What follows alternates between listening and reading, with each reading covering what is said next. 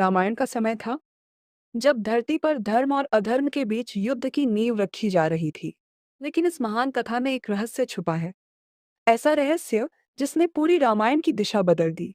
वो था, हनुमान जी अपनी शक्तियां क्यों भूल गए थे। बाल्यकाल में हनुमान जी अत्यंत चंचल और शक्तिशाली थे। एक दिन उन्हें आकाश में उगता हुआ सूर्य एक फल जैसा दिखाई दिया और वो उसे खाने के लिए सीधे आसमान में उड़ गए। देवताओं में हड़कंप मच गया। इंद्रदेव ने क्रोधित होकर अपने वज्र से हनुमान जी पर प्रहार कर दिया। वज्र लगते ही हनुमान जी पृथ्वी पर गिर पड़े। यह देखकर पवन देव क्रोधित हो गए। उन्होंने पूरे ब्रह्मांड की वायु रोक दी। सभी जीव जंतु तड़पने लगे। तब सभी देवता एकत्र हुए और हनुमान जी को जीवन दान दिया।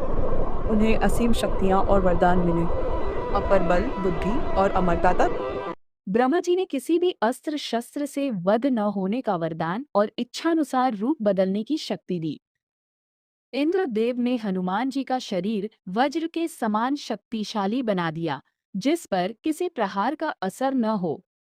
सूर्यदेव ने अपने तेज का 100वां हिस्सा दिया और उन्हें सभी शास्त्रों का परम ज्ञाता बनाया।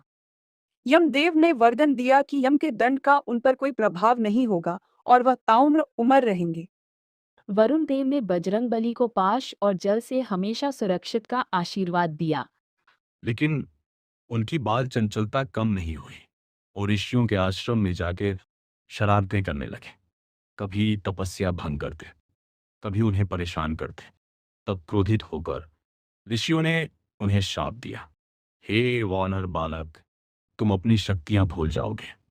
जब तक कोई तुम्हें याद नहीं दिलाएगा, तब तक तुम अपनी ताकत को पहचान नहीं पाओगे। यही वो श्राप था जिसने रामायण की कहानी बदल दी, क्योंकि जब माता सीता का हरण हो चुका था और भगवान राम की वानर सेना उन्हें खोजते खोजते विशाल समुद्र के किनारे पहुंची थी। सामने अथाह सागर था और वानर सेना की उम्मीदें टूटने लगी थीं। किसी को समझ नहीं आ रहा था कि इस विशाल समुद्र को पार करके लंका कैसे पहुंचा जाए। तभी वहां सेना के सबसे वयोवृद्ध और ज्ञानी जामवंत जी आगे आए। उनकी नजर चुपचाप बैठे राम भक्त हनुमान पर गई। जामवंत जानते थे कि इस पूरी सेना में केवल एक ही योद्धा है जो इस समुद्र को लांघ सकता है, और वो है स्वयं हनुमान जी। लेकिन